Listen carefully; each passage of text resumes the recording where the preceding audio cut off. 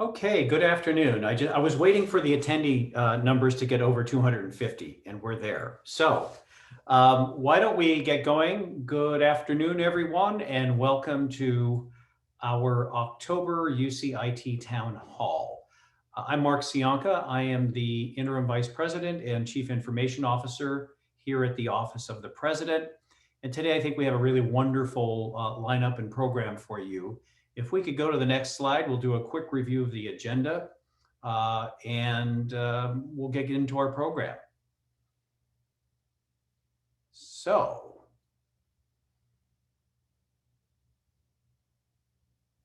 there we go. Okay, so very quickly, we'll do a quick intro and hello. Then I'll want to introduce our featured speaker today, but we'll follow that up. We actually have a very full program today. In addition to the main topic, which is cultivating inclusion and belonging during a pandemic, we've also invited Dr. Chris Longhurst from UC San Diego Health to talk to us about the COVID-19 exposure notification application that San Diego and San Francisco have piloted. And we'll have a wrap up with the ITLC chair this year, Vince Kellen, CIO from UC San Diego. Just as a reminder, everyone, because I know you know this, I know you know it's October. So what does that mean? It's National Cybersecurity Awareness Month. And I think each one of your campuses should have a page dedicated to Cybersecurity Awareness Month activities. In lieu of that, we also have a system-wide page. If you go to security.ucop.edu, look in the announcements column and navigate toward our cybersecurity awareness activities, you'll see a month's worth of actually very fun and engaging activities for you and your colleagues to share. I want to introduce our featured speaker today, Eugene Whitlock. I think I can still say you're relatively recent, Eugene, at UC Yes. Berkeley, where he serves as the Chief People and Culture Officer and the Assistant Vice Chancellor for Human Resources. Eugene came to UC Berkeley, if I remember, San Mateo Community College District? Correct. You got it? Good. He's quickly made his mark at UC Berkeley and has agreed to join us today for a fascinating discussion around cultivating inclusion and belonging. So Eugene, let me just turn it right over to you and ask that everyone in the audience give him your full attention. Thank you. Thank you very much, Mark. And so I've been at Berkeley since August of 2019. So yes, I am still quite new and new enough to believe that anything is possible in the UC system. And so I'm going to start by sharing my screen. And the way we'll go along here today is people can post questions in the Q&A, and I'll pause every so often to see if there's something there that we should talk about. I do have some slides to get through, but the goal is not necessarily to get all the way through to the end, because if we get off on an interesting tangent, that works for me as well. So with that, we'll get going. So the official topic today is cultivating inclusion and belonging during a pandemic. The secondary topic, because I was thinking about this over the weekend, is IT from the HR perspective. What do we really think when we talk about IT? So I'm going to share some insights from you. It's going to be nothing probably too shocking, but I think I can actually blend these two things together in a coherent manner. And so before I get rolling on this, I like to introduce myself. So you know what my job is, but what's actually really important to me is my family. And I have 3 little kids. On the right of your screen is my son, Ellis, who's now 2. And on the left is my son, Dante, who's 6, and my daughter, Seychelle, who's 4, and my dog, Kofi, who's 12. And even though he looks like he's being choked in the picture, he's actually having a good time. And so I share this about myself and my family because it's the most important thing to me in my life. And it sort of informs a lot about how I do my work. I spend a lot of time thinking about education and what my kids are going to learn when they go to school. Are they going to like it when they go to school and when they get jobs, 10, 15 years from now? What's it going to be like for them in the workplace? Are they going to enjoy their jobs? Are they going to feel like they want to go to work every day? Are they going to feel like they belong? So I think this is helpful for you to understand where I'm coming from when I talk about this. This last picture here is my 2 older kids and my mom. We were on a trip visiting relatives. And my mom's a big part of my story, of course, because she's my mom and she raised me. But she was an educator in public schools and a school principal for a long time. And so I spend a lot of time talking with her. And even now we still talk every day. I guess that makes me a mama's boy, but I'm proud of that. And we talk a lot about what are the experiences that her grandkids and my kids are going to have. So with that in mind, I want to now pop over and ask some questions of you in the audience. And Yvonne's going to help me out. So first two questions, trying to figure out how are you doing? How are you functioning as compared to normal? And if Yvonne can pop up the poll questions, wow, like magic. So number one, how well are you functioning as compared to normal? And then number two is how well is your team functioning as compared to normal? So you and your team. This is a little bit of a test of perceptions. And Yvonne, I can't tell when and how people are answering. So I'm going to let you just start and stop the poll. And so this is a question we run every month and a half or so at UC Berkeley. So we have what's called a managers forum, and we invite the 1,000 or so managers across campus, and we're regularly checking in to see how well it is that people feel that they're functioning, so that we know what sort of policy changes or something else we need to do to make sure people aren't being pushed over the edge or being pushed too hard. We also do regular morale surveys on campus. Okay, so the poll results, I think everybody can see the results. So 39% of you are doing the same, 29% are doing better, 7% much better. This is interesting. Worse is 24%, much worse is 1%. And then when you look at the scores for the teams, they more or less track the same thing. So what I can tell you at UC Berkeley, at least, is we have more of the people in the same, worse, and much worse category than we have in the much better and better category. Not a whole lot different, but still a little bit different. So it's interesting to see how well people are actually doing despite the conditions that we're all experiencing, particularly with the pandemic. So to give some context around what we might be experiencing during the pandemic, for those of us who are feeling a lot of the strain and stress or feeling, tired and can't think straight, there's actually a reason for that. So in a certain respect, we are actually losing our minds. So we know from a neuroscience perspective that actually all of the uncertainty caused by the pandemic, our health, our family's health, our jobs, the economy, are we going to get laid off? Are we going to get furloughed? The stress makes it actually harder to think and harder to process information. You can still function and do your job, but it's harder. So it's like we feel this threat in our neighborhood because we know we could get sick or we know the economy's in danger, but we're not afraid of it so much. So it's like you're in Yellowstone National Park, you see a bear minding its own business, walking through the field. You keep your eye on the bear to make sure he doesn't change his mind and come after you, but you can take your pictures and go on doing what you're doing. When that threat becomes more real for us, there have been a round of layoffs, or they announce they're coming, or more people are getting sick, like here in the United States. Now we're starting to become much more preoccupied about what's going on in the world around us, and we actually become cognitively impaired. It happens to all of us. It's natural because we need to spend a lot of time thinking about what's going on out there and how do we protect ourselves from it. We're going into a bit of a survival mode. At that point in time, it becomes hard to even read emails. I'm sure many of you have had the experience where you get an email and it's longer than 3 sentences. And you're like, I don't have time to read this. This is too much. Why didn't they make it shorter? Or you read the same email over and over again. And you're like, I don't even know what I just read. It's your brain. There's nothing the matter with you. This is what's happening because your mind is now somewhere else. So this is akin to the threat really right there being behind you. The bear is chasing you through Yellowstone, and all you can think about is how you're going to survive. The other interesting thing that we know about what we're experiencing as a country right now because of the pandemic is that what this threat level that we're experiencing, this level of vigilance, is similar to what people of color, people in marginalized groups experience on a daily basis, regardless of whether there's a pandemic. Is somebody going to be discriminating against me, harassing me because of my gender, my disability, my ethnicity, my race?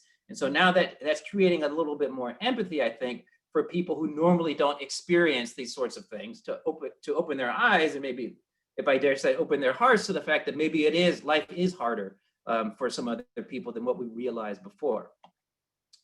And so what's it going to take to get through the pandemic, aside from the vaccine? So what we know is that resilience is one of the most critical things that's going to get us as individuals, not just as an organization, but just as people, through the pandemic, through this economic uncertainty. And so resilience is basically the ability to bounce back from adversity.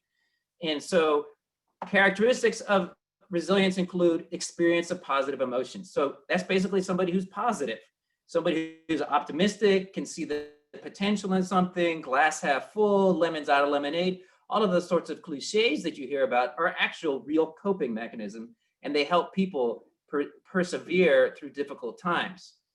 People who can make meaning out of life. If you have a purpose in life, if you know why you are here, this also helps you get through a temporary setback. And so in this particular survey here, there's a research on people who go to war, soldiers, and how well they survive. Not whether or not they live, but how well they survive the stress associated with being in combat. And so what you see here on the left is people who get PTSD who've been exposed to high combat situations. And what this graph is saying is that people who have a more positive outlook on life, who enjoy life and go into combat, they are less likely to experience PTSD than somebody who does not like life. On the right-hand side, it's the same thing, but looking at depression. And what you see there is that people who enjoy life do not experience depression at higher rates versus high combat. So this having a positive mental attitude, again, it sounds very cliche, but it's critical to helping us be resilient and being able to get through these difficult times. You need to be adaptive and have a task-oriented coping style. You need to have cognitive flexibility. And I know for a lot of people who work in the IT world, and we've all learned from the IT world about agile workforces and things like that, this cognitive flexibility that comes along with it helps us to be resilient, keeping fit and staying safe. The other thing we know about resilience is that most of us have it. It's not like you have to start worrying now, oh, how am I going to be resilient? But it's rather the norm that people bounce back from all kinds of adversity, tragedies, loss of loved ones, loss of jobs, that we are actually wired as human beings to bounce back. So that's the good news. What makes it challenging for us now, especially given that the pandemic has gone on for so long, is that the cultural norms in the United States tell us to power through, suck it up, be tough, right? That we are a country of individuals and this sort of thing. And to the winner go to the spoils go to the winner, win at all costs. But that's actually not going to help us now, that sort of attitude, because this is a marathon, not a sprint. We are going to be in these pandemic conditions probably through the end of the fiscal year, June 30th, if not longer. And we need to recognize that and take the time to do the things that are necessary for us in order to be resilient, in order to bounce back from the adversity that we're speaking now. There are no heroes for being able to tough it out and come to work all day as if nothing is going on. And we shouldn't expect that of ourselves or of our colleagues. The second bullet there, Greater Good Science Center is a research institute based at UC Berkeley, and they give some tips on how to develop resilience. If you're concerned or you want to just become a more resilient person, there lists some things that they talk about at their website, but they have some good articles. It takes 2 or 3 minutes to read one of their articles. But again, it's very helpful around developing and understanding what resilience is and how important it is. Okay, so now to the part of the presentation where I said I'm going to try to weave things together. So what does HR think about the IT world? Well, one of the first things about it is we want you. We are always talking about how do we hire IT professionals? How do we get them to buy into the UC? How do we get them to take these jobs for less money, right? That's always part of the conversation. Or once they're here, how do we get them to stay in these jobs for less money? How do we develop their skills? So what kinds of people do we want? So we have the mission of the University of California, teaching, research, and public service. This quote on the screen is actually from the 1974 University of California academic plan, but it's still true today. I won't read it for you, but we spend because we can't offer everything that the private sector can, we spend a lot of time looking for people and thinking about people who are actually connected to the mission of the university. And I think we do a pretty good job of identifying people who are connected to the university, who really want to be part of a public institution that is providing economic mobility to people in California and people from all over the world. So if you are tied into the mission or you're interested in the mission, we have a better chance of getting you to come and take a pay cut, so to speak. But what I would say is that even though your salary may be less, I think the benefits are much better. The pension is a great deal for some people who are early on in their careers. You may be asking yourself, well, pension, I can get another job. I'll be here for a few years. I'm later in my career. The pension is more important to me now. And I'm so glad that I have it. I plan to live to be a very long time, and I don't want to have to worry about saving money. It will be nice to be able to rely on the pension. And I think as an institution, we probably need to do a better job of explaining why that's a good reason to come here. And yeah, you might be taking less cash up front, but at the back end, this is a great opportunity. So what do we need you to do? We want you to come here and support our mission. I actually went to the UC IT website and I said, well, what are we telling you that we want you to do? We develop and run systems and tools that enable the university to do noble work. How many of you knew that we were asking you to do noble work? This might be the first time some of you are hearing that, but that is what we are asking you to do. So you know what your jobs are, and there are a wide range of things that we rely on the IT community to do for us. And as I said, we really want you, and we understand that we need you. So part of recruiting for IT, one of the challenges that we talk about in HR is diversifying the IT workforce. It's a challenge for UC overall, particularly with respect to IT. And the challenge of having a diverse IT workforce is not unique to the University of California. This is something that the country is struggling with in Silicon Valley, and there's all kinds of things you can read about, and I'm sure you've heard about it, but I want to play a little video clip here to illustrate one of the problems when you have a lack of diversity. All right, so watch this.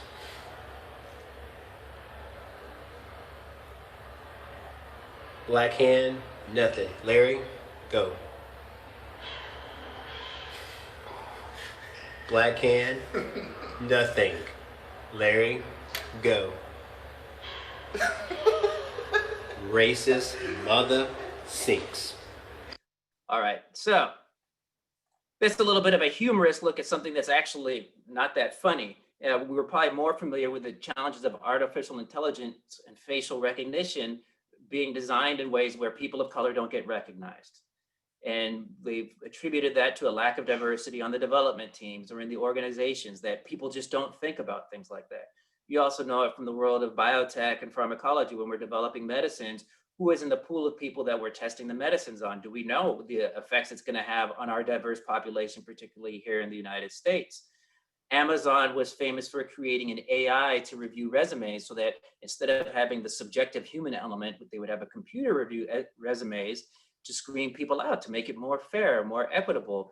But the AI that they trained was actually biased because it was trained by people using information that was biased to begin with. So diversity, having a diverse workforce, helps address some of these more obvious things that have happened. The other story that's common is that when YouTube was new, that if you were left-handed and you turned your phone a certain way, your videos all ended up being upside down because it was all right-handed people on the team and nobody bothered to test it to see what a left-handed person would do.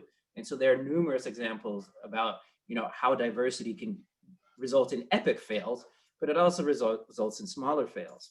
And so the business case for diversity is pretty clear. This is something that we've researched and we know about. Organizations that are diverse ethnically and gender in particular, at the end of the day, they make more money. So when a lot of companies are engaging in diversity, yes, some of it's high-minded, it's the right thing to do, but really at the end of the day, your organization will function better if you have diverse perspectives. If you think about it in really simple terms, imagine that you are selling broomsticks all around the world. Do you want your team who's doing marketing composed of people only from California? Or do you want a team composed of people from all around the world? Which team of people do you think is going to design a better marketing campaign for selling broomsticks? Or maybe you have marketing campaigns tailored to different segments of your consumer base. You can't do that if you have a homogenous group of people in the organization. Diversity is going to get you more money at the end of the day, right? That sounds a little bit crass for some people who believe in the virtues of diversity, but I think we need to back up the virtues of diversity with the business case in order to get people who aren't so sure about it. That's sometimes what we need to talk about in order to get broader buy-in that, yes, okay, diversity ultimately matters. The other thing we should think about is who should be in our leadership. Harvard Business Review did a study about, I think in 2013, where they looked at organizations with diverse leadership and how they function compared to organizations without diverse leadership. Of course, the organizations with diverse leadership make more money. They are more innovative. They are able to penetrate more markets more easily. The other thing that they observed about that is that people in those organizations, women, people of color, people in the LGBTQ community, felt like they were more part of the organization. They won endorsement for their ideas more frequently. They were able to work to their full potential. And we'll talk about a little bit more what that means in the context of belonging. The other thing that research discovered is that when you have a member of your team, your marketing team, or whatever team that is, that shares an identity with that customer base, with your clients, your entire team has a better understanding of that client, and you're better able to develop a product for that client. So similar to what I was saying about the broomsticks, having your diverse teams means you are more likely to develop what the market needs. The other question that I would just pose here is that when you look at University of California, we have a diverse student body. Our workforce is fairly diverse. And then you go into leadership. Our leadership is not very diverse. But I would just ask the question, who is best suited to lead an organization with a diverse student body and a diverse workforce? What does that person look like? What sort of experiences has that person had? What sort of perspectives should that person be able to bring to the table if we want them to be leading us? Right? That's a good question that I don't think we ask, and the answer isn't so obvious. But the answer certainly isn't the status quo for what we have as leadership now. So sometimes we talk about the UC way, or at UC Berkeley, I've heard people talk about the Berkeley way. And this is something that actually really bothers me. First of all, I think it's a little absurd. So I hear people talk about the Berkeley way. And so I ask, what is the Berkeley way? People can't answer that question very easily, or 10 people give me 10 different answers. And there certainly isn't a UC way. Maybe we share some values around the mission, but there isn't certainly the way of doing things. But when you get into a hiring committee and you're thinking about who's going to join your team, we end up in these conversations talking about fit. Is Eugene going to be a good fit for the team? I can tell, I can't tell. Is he going to belong here? Is he going to get along with the rest of us? That is the wrong way to go when you're thinking about whether or not you're going to hire somebody. First of all, when you're hiring somebody, you should be hiring them for their talent, skills, and abilities, right? Not for whether or not they fit within your organization. The other thing we should be thinking about is that hiring somebody who adds to the culture is much more important than hiring somebody who fits in the culture. If you want your organization to continue going along with the status quo, hire somebody who fits. They're going to do the things the way you like to have them done, do the things the way you do them, but it's not going to help you with innovating, with improving, or taking the organization to the next level. If you get somebody who adds to the culture of the organization, who mixes it up a bit, who is a little bit disruptive, right? Now that organization is going to be able to do things differently, see things differently, talk about things differently, and achieve things in different ways as compared to what it was able to do before. Culture ed is always going to be more important than culture fit. So with that, I'll take a pause because I see there are things in the Q&A. So I'm going to click on the Q&A. Let's see. From Roshana, what recommendations do you have for folks dealing with two pandemics, racial injustices and COVID-19?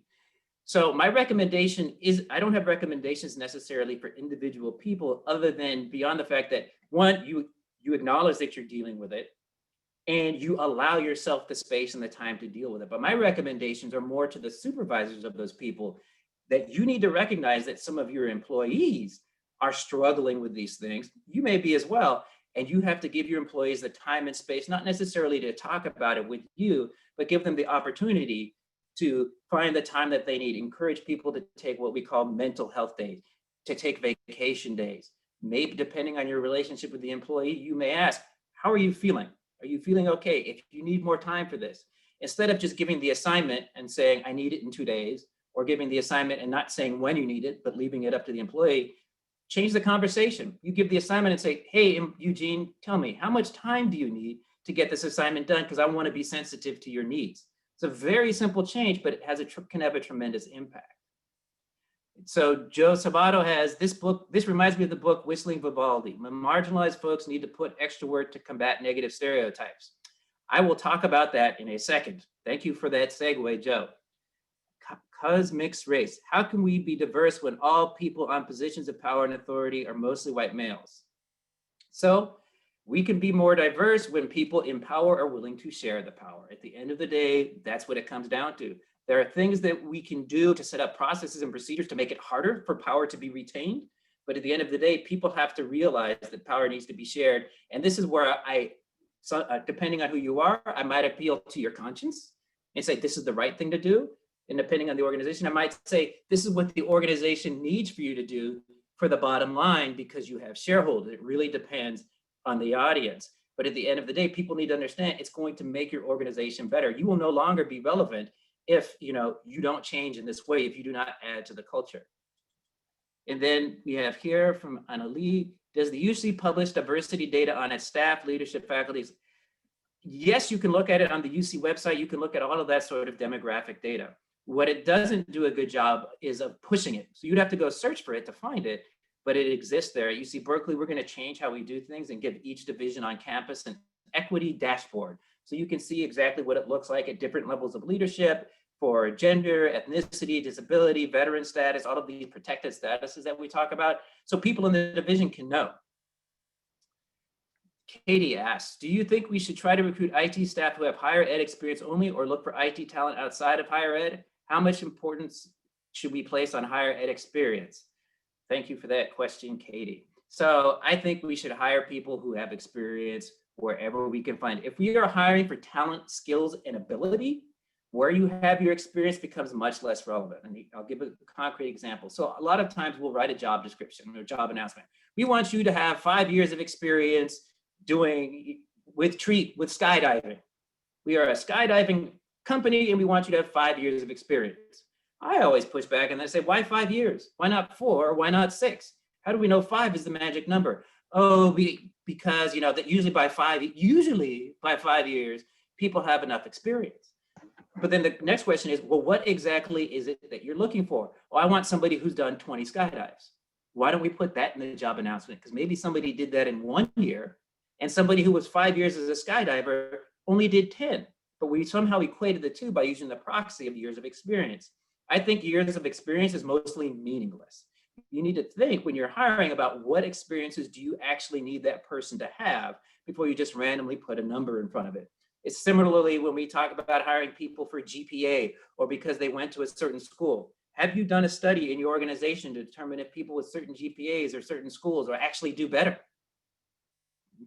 The organizations that have looked at it have not been able to prove that a high GPA, something that you do by studying for tests when you're in college, correlates to your ability to perform at work, which is something you often do at teams with other people and is much more dynamic than studying for a test. There are also people who, when they were in college, were working full time or taking care of loved ones. That prevented them from studying for as much as they wanted to for a test. Their grades have no bearing on their talent, skills, and abilities. But yet we would exclude them from our organizations because they don't have a 3.5 from Harvard. It makes no sense. So Joe asks, as a system, how do we hold folks accountable and incentivize those in the position to hire and promote a diverse workforce? So that's where senior leadership comes in, and we have to hold them accountable. So for example, with the equity dashboard idea that I have, and I've discussed with the Chancellor of Berkeley, part of it is holding people accountable in their performance evaluations. We don't have merit increases this year. Equity increases are few and far between, but that's really the lever that you have is like, you're not gonna get good performance review if you don't have a good record. If you don't have a good record of diversity in your organization, if people from different marginalized groups don't have the same experience as people from majority groups do. So there are definitely tools in place. Farouk asks, do you feel the higher ed community can influence cultural and racial awareness on police force and law enforcement in general? Yes, absolutely. And your campus probably has a review board now that is reviewing the UCPD on your campus because that actually was a system-wide effort. And I know at Berkeley, our group just released a report about 2 months ago for review to the campus, and there's going to be actions that will be taken in response. Christopher Price, how do you handle a higher level management person on a hiring committee with you that insists on their feeling of fit as an important metric instead of focusing on skills and abilities? So this is when you need to really get your HR folks engaged in this and have conversations and require everybody on a hiring committee to be trained in like unconscious bias, the benefits of diversity, culture add is greater than cultural fit. If you're not training people, it puts you as an individual in a very difficult position to say, hey, by the way, supervisor boss, fit isn't the be all and end all. But one of the ways that you can do it in your next committee before all that training takes place is when the supervisor says something like that, say, just ask, can you give us 3 reasons based on the interview why you think this person is a better fit? Or 3 reasons based on their resume why you think they're a better fit than somebody else? So D asks, what are the URMs? Not South Asian, who are Pacific Islander countries specifically? So underrepresented minorities generally depend on where your organization is and what the talent pool looks like. What about experience as an equivalent to a degree? Again, I'm not a fan of experience unless you're quantifying what that experience is. I don't think you need to have a particular college degree in order to get a job. And actually, Mark Sionka and I had this conversation about hiring for the new UC Path Director. You don't have to have a certain college degree or any college degree at all to get that job, but you certainly better have the kinds of experience, not just years, but the kinds of experience that we're looking for. All right, I'm talking fast. I'm going to go back now to the presentation. So, checking my time. Okay, we want you to stay. So what does this mean? So once we've gone through the process of hiring you, giving you that job, we want you to stay. And so I'm going to ask Yvonne to run a poll, the next sets of poll questions that go around belonging. Because whether or not you stay in an organization really depends on whether or not, are we paying you fairly? Are we treating you well? But a lot of it depends on, do you feel like you belong? So the first question, how welcome do you feel with respect to your identity, age, race, gender, religion, etc., as part of your IT organization?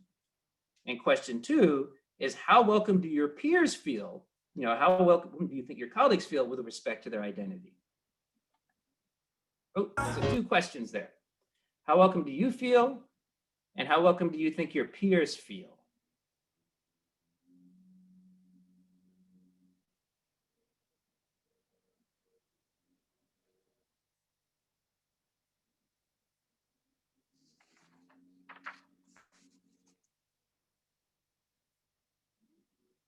Whenever you're ready, Yvonne, we can share the results. Very welcome is 40%, somewhat welcome is 29%. So that's 70% of the people feel welcome. That means 30% of the people do not. That's not good at all for any organization, right? 30% of the people coming in and not feeling welcome, at least somewhat welcome, that creates a struggle. And we're going to talk about this. How welcome do you think your peers feel? And this is interesting. People tend to think that their peers feel more welcome or neutral than they do themselves. All right, Yvonne, can we run the next pair of questions about, does your supervisor care about you? Because this also is an important thing. We know that the relationship between the supervisor and employee determines a lot about whether or not you stay. So for question one, your immediate supervisor cares about your well-being. How much do you agree? And then two, your immediate supervisor cares about your colleagues' well-being. Do they care about your colleagues more than they care about you? That's what that second question is asking.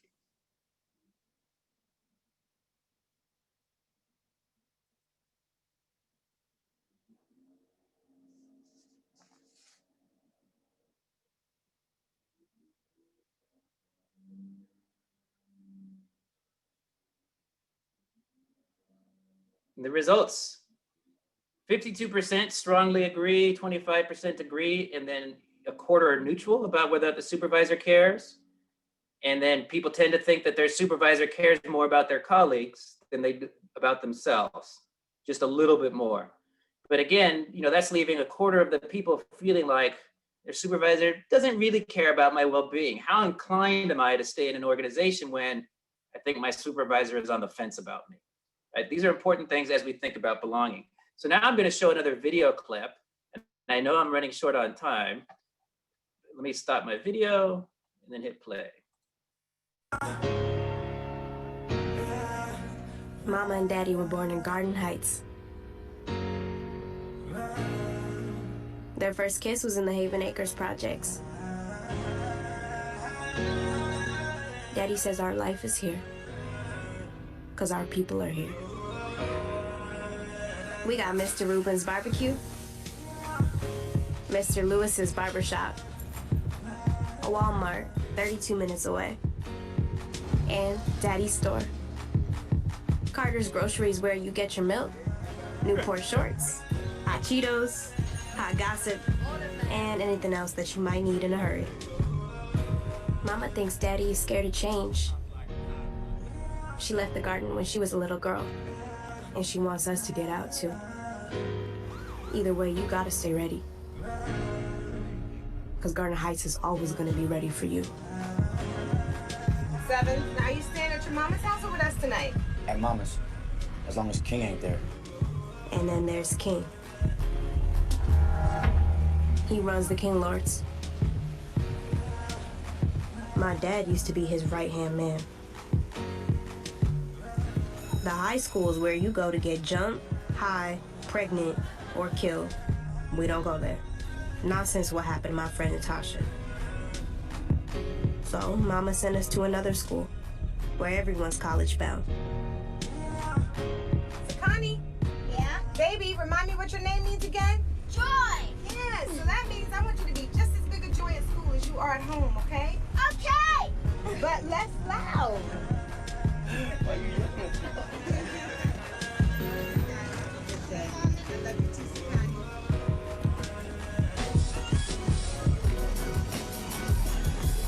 Garden Heights is one world. Williamson is another. And I gotta keep it separate. So when I'm here, I'm Star version 2.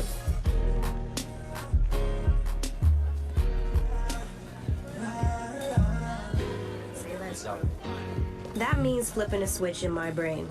Williamson Star doesn't use slang. If a rapper would say it, she doesn't, even if her white friends do. Hey, boo. Hey, how are you? I'm good, bro. Slang makes them cool. Slang makes me hood. Yo, those kicks are lit. Thanks. Space Jams. Williamson Star is approachable. No stank guys are yelling because Williamson Star is non-confrontational. Basically, Williamson Star doesn't give anyone a reason to call her ghetto. And I hate myself for doing it. All right, so this video is from the movie The Hate That You Give that was out a couple of years ago. And I show this video not because we work in an educational institutions, but it shows what a lot of us go through. Remember, 30% of the people who respond here don't feel like they belong. And so what is it that you're doing every day? You're covering, you're trying to fit in. You're coming into a workplace where you feel excluded every day. And many of us may end up feeling like she does from time to time, that she hates herself, right? She hates herself for having to pretend that she's something else. And I would ask us to think about our own experiences, maybe back in college or high school or elementary school, you remember being bullied or picked on or made fun of. How did that make you feel? Can you still remember how it made you feel? And now, fast forward to today, there are people who come to work with you every day that maybe have that feeling. And so what responsibility do we have to make people feel like they belong, to hate people like they belong? Part of it as an organization is we don't want people to quit. But as human beings, we don't want people to come to work and feel like I have to pretend to be somebody else just to be here. And I have to do that for 8 hours all day, every day. Meanwhile, I'm going to try to find a job somewhere else. From an organizational perspective, it's also hard because employees who don't feel like they belong are less engaged. They're not contributing their full potential. The organization won't be able to realize its full potential, and it's a real killer to morale. But again, as human beings, we don't want our colleagues to have to feel like this, to have to endure something just to come to work. So as an organization, and this goes back to what should we be doing, organizations have to embrace the complexity of diversity. And by that, I mean, you have to be verbal and out there and visible, saying, we want people from diverse backgrounds. There isn't a certain way that you have to behave. There isn't a certain way that you have to talk. You don't have to go to a certain school in order to be welcome here. We want you to think about things differently. We want you to talk differently because we know that's going to make us better. And this very simple thing, when you are sitting there in a meeting as a leader, and you know somebody on the team doesn't normally contribute, encourage that person to contribute. Tell that person, hey, I value your opinions too. Next time at the meeting, why don't you share out? You as a leader have a responsibility to make sure that everybody feels welcome, but also as your peers. Hey, Eugene, what do you think we should do? What ideas do you have, right? We all share in that responsibility to help people feel welcome and help them feel like they belong.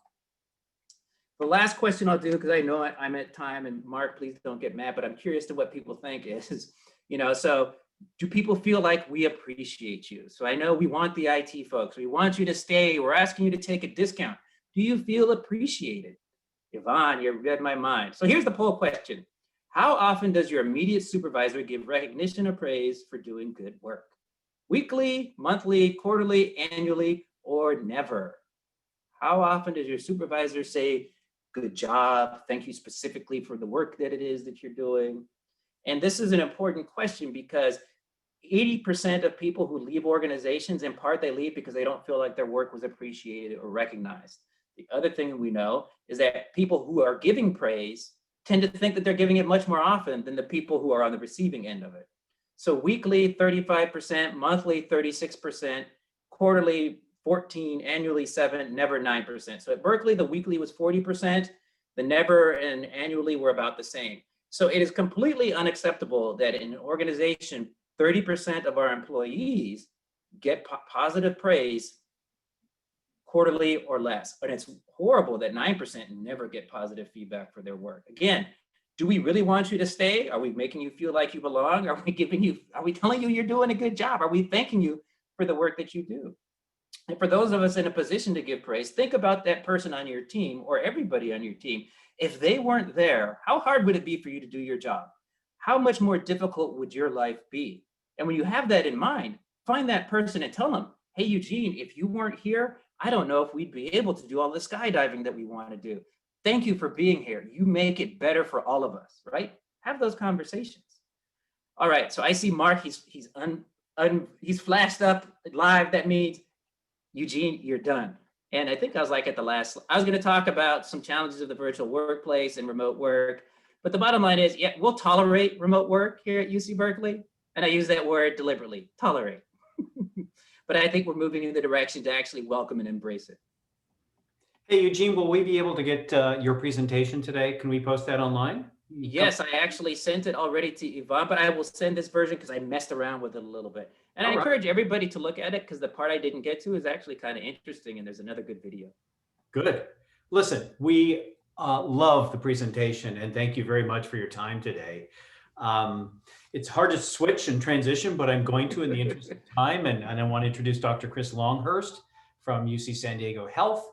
COVID-19, we're going to go from diversity and inclusion to something we'd rather not to include in our daily lives. Right, Chris? Good transition, Mark. And I want to thank Eugene for that excellent presentation. I think we're going to have Eugene come speak to UC San Diego virtually soon. But moving on to a new topic, the exposure notification system, I will refresh everybody on what this is and then give you an update on where we are.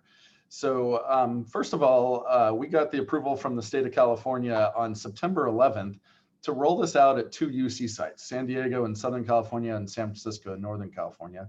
And we rolled it out across both campuses for all students and employees, faculty and staff. And remember that this is a voluntary system that's privacy preserving. We don't know who's turned it on. We don't know who's adopted it. And it allows for anonymous exposure notification.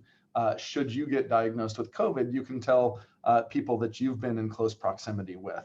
And as my background points out here, there's no location tracking. It's all proximity based, proximity to other users' smartphones. So a lot of people have been involved with this. I want to thank my counterpart and colleague, Vince and his team, lots of folks in student health and the other campuses and our vendors and the state. It really does take a village. So just a reminder of the cartoon about Alice and Bob. They might be 2 faculty members on a park bench, or they might be 2 students at a college party. And one uses, an iPhone, the other uses an Android. And they exchange keys because they spend 15 minutes within 6 feet of each other. And unfortunately, when Bob is later diagnosed with COVID, he then enters this validation key that says, I have COVID, please notify anybody who's been in my proximity for the last 14 days. And so Alice then receives this anonymous alert that says, you've recently come into contact with somebody who has tested positive for COVID-19.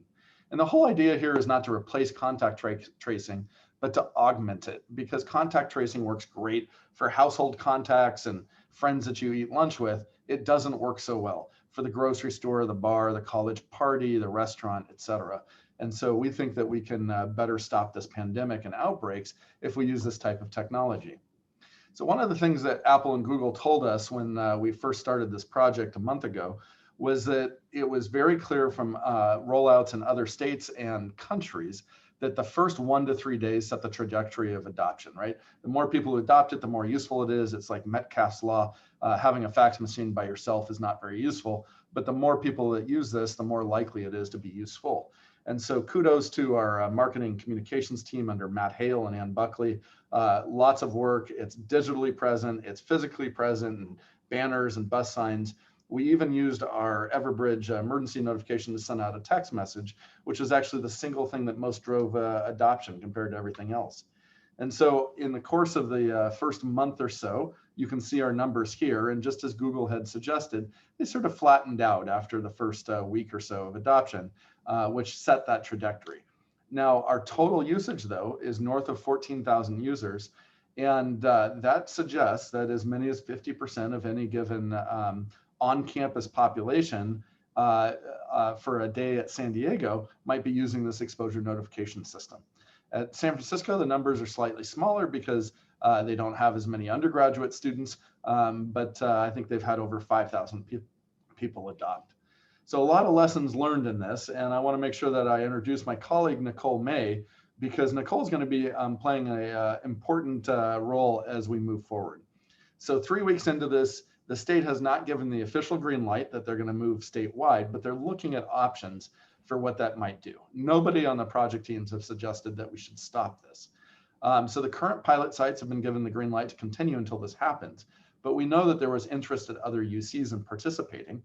And so the state told us that they would entertain a proposal from the Office of the President for expansion of the UC pilots to additional UC campuses. And we went back and forth a little bit, and they set out clear criteria for additional campuses to sign on. And it was really just these two things. The first is the chancellor support for campus-wide deployment. And that's critical because you want this to be available to everybody in that population on campus, students and employees. And as I showed you with the San Diego rollout, our Chancellor Pradeep Khosla was all in, talked about it at town halls, the vice chancellors talked about it at town halls, and that support from his marketing communications team and program managers and others really made a huge difference in our adoption. The second is that the system is set up so that you can't just say that you have COVID, you have to have a verification key. And so that verification key distribution process needs to be owned by campus. Now, I think at all of our campuses today, that's true for students because the student testing is managed through student health. But for employees, that's not necessarily the case. Some employees or some campuses manage employee testing like San Diego. And in other campuses, it's been absorbed by student health, and other campuses, they've deferred to the county or other partners to do that. So we're asking any campuses that step forward to manage that key distribution process. So we had 4 campuses agree to sign on. And Nicole's on the line to talk about the next steps, but I want to announce that those 4 campuses are Berkeley, Davis, Los Angeles, and Riverside. And so that gives us 2 additional medical center campuses and 2 campuses without medical centers, Riverside and Berkeley. We're really excited about the partnerships here. And we know there were some other campuses that deliberated, decided they weren't ready just yet, but would be interested, for example, starting in the winter semester, like Merced and Santa Barbara. So Nicole, do you want to talk a little bit about this timeline? Yeah. So what's really great about this is that the lift actually for IT is small. The technology is already in place. We've piloted it. It works great. Really, this is more about, again, following that adoption curve. And so we feel that this could be done within 2 weeks at any campus that is joined. And because San Francisco and San Diego have already deployed the program, we can easily transfer all of our assets over to the other campuses and help get this going straight away. So we're looking at a 2-week sprint. And we're looking at either going live on November 9th or the 16th, depending on a new package delivered by Apple, which could make it much, much easier for Apple users to actually deploy the exposure notification system. So again, 2-week sprint, looking to go live in November. And we think that this is going to be a really, really nice addition to the COVID defense at all the campuses that have joined. Yeah, thanks a lot, Nicole. And I'll just wrap up by sharing a story, which is that we had a student just last week who launched an anonymous exposure notification. And another student called up and let our testing line know that he or she had received an anonymous notification. Now, we don't know who gets these. So it was only because that person shared it with us that we were aware. But it turns out that it was actually a very real potential exposure, and we were able to quarantine that student. And that occurred 48 or 72 hours in advance of when that student may or may not have been picked up by contact tracing. So we've got early data and indications that this is working. We've launched over a dozen anonymous notifications at UC San Diego already. And so we're pretty excited to welcome these additional 4 campuses to join us. So our email addresses are here. And again, Nicole's going to be helping to facilitate the expansion to the other 4 campuses. And I think we'll wrap up there and leave some time for events. Thanks very much, Chris and Nicole. Pioneering work at San Diego, and really appreciate you making the time today to share that with us. Let me turn it over now to Vince Kellen, who is the chair of the IT Leadership Council, just for a kind of a wrap up and some observations about where we are as an IT community. So Vince, thank you. Right, great, thank you. And a big thanks to Chris for his great leadership in getting this off the ground. It took a lot of work behind the scenes by him. So everybody should tip their hat to Chris, especially when they get to do this in 2 weeks on their campuses. Kind of wrapping this up, COVID has obviously been going for some time now, and on many of our campuses, we're planning and thinking about what's going to be happening into the next future, a few months and beyond. And so there's a need to begin to operationalize our response to COVID. And so what we're seeing, certainly in our campus and in other campuses, is this push from just responding to what COVID forced us to do in all of our lines of business and our missions, to now having to sustain that over time. And I think for the IT worker, certainly we've noticed in our shop, a fair bit of what I'll now call COVID fatigue. And some of it is perhaps Zoom-induced COVID fatigue. And so part of what we've been trying to do from an IT standpoint is to start to normalize how we use Zoom. The nice thing about Zoom is you can get a lot of people on a call real quick, and it's kind of a more flat environment where it's easier to exchange information back and forth. But the downside is it's easy to get pulled into a ton of Zoom meetings, not all of which are completely useful for all parties. So certainly within my unit, we're trying to sort of begin to now move to more of an operational mode of using Zoom, where we're not oversaturating people with our meetings on this, and encouraging as much as possible, even if it is virtual, point-to-point communication. But it's leading to some practices we're seeing even across some of the executives, where meetings might get scheduled for 50 minutes instead of the full hour, or for 20 minutes instead of the full half hour, in order to give people a bit of cushion time. I think part of what is lost in this new COVID era is that transition time from point to point, different meetings or different events that you have during the day. That has sort of somewhat evaporated for many of us. And instead, you might feel like a potted plant sitting there for hours on end, attending Zoom session after Zoom session. So we're starting to encourage transition time as we do that. The other piece to this that we're now starting to put together some plans, I would encourage all IT people everywhere to be thinking about this. COVID is starting to put into practice new forms of interaction that are likely to be permanent or persistent. Certainly online education has advanced far quicker in the last several months than in several years combined prior to that. A lot of demand that we saw from our workforce to be on campus has now shifted to a workforce that wishes to be more off campus than on campus. But this comes at a price, and the price is a sense of community that a face-to-face environment, and one of the great reasons we work in university is to take part in that face-to-face environment. So now we're starting to think about, how do we create digital communities? And digital communities just aren't software that are deployed. They're communities that are curated and developed over time. And that takes a little bit of time and work to do. And so I think part of our future opportunity as IT folks is, how do we craft and create these digital sustainable communities? It's front and center to us now, and it's going to be for certainly the foreseeable future. The other part of this is, if anything, COVID has shown that IT services are extremely important now more than ever in all lines of business, whether it be health, education, research, or just plain administrative work. And so the IT services are being recognized as valuable and critical. And I think all the IT workers, especially all of you who participated heavily and gave so much of your time and effort, that we're certainly seeing that appreciated across. So in kind of in response to that from an IT worker standpoint, and sort of carrying forward our COVID theme as well, this transition has created workforce challenges for IT, especially around the differences in our employee population. We have employees at the whole range of spectrum here across UC, especially those with kids and have our difficulty with their kids at home while they're trying to work. And so we've had to accommodate a lot of individual differences in our employees as part of it. And that's another recommendation that certainly we're making in our side here. And that is, how do we maintain a very flexible work environment using all these technology affordances we have? And what does that mean by flexible work environment?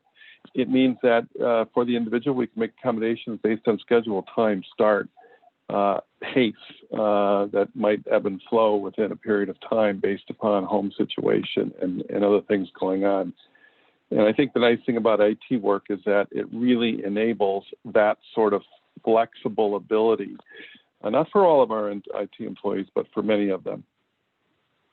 It's also put a lot of interesting, I won't say pressure, but sort of an opportunity for some IT folks to figure out, how would I do this remotely? We had a case where we have to deliver support into the dorms, and even for some of our students who might be in hibernation. And we have student workers that want to do that. But even they're like, how could we deliver this remotely? And so there's innovative ideas coming forward from our IT workforce, new ways of delivering services without having to physically be present all the time. And so I just want to conclude here, and Mark, give you the last 2 minutes to wrap up here with just a couple of thoughts. We're moving to what I call COVID operations now, not just COVID response, where this is going to be with us for at least, I think, for the next year and perhaps beyond. And it's likely many of the processes we've created here to deal with COVID and or deal with digital environments remotely are going to be here forever now. So we now need to move to a sustainable model. And I think that sustainable model has two pieces: one, software and the technology, but two, the people as well.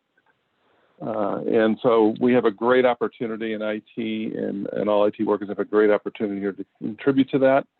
And just thank everybody for their hard work doing this, and looking forward to more.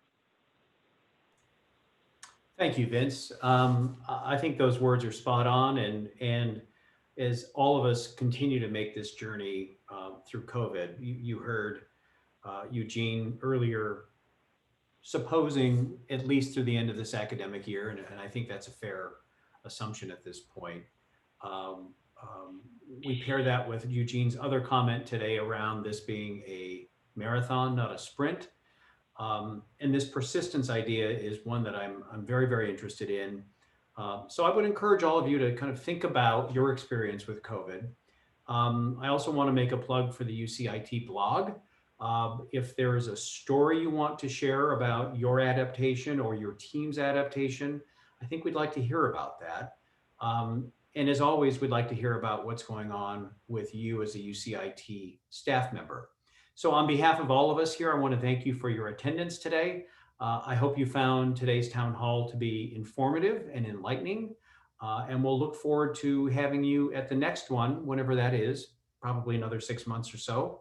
And in the meantime, if you have ideas for these town halls, again, please share them with us through the UCIT blog. Thanks everyone for your time, and have a good rest of the week. Bye-bye.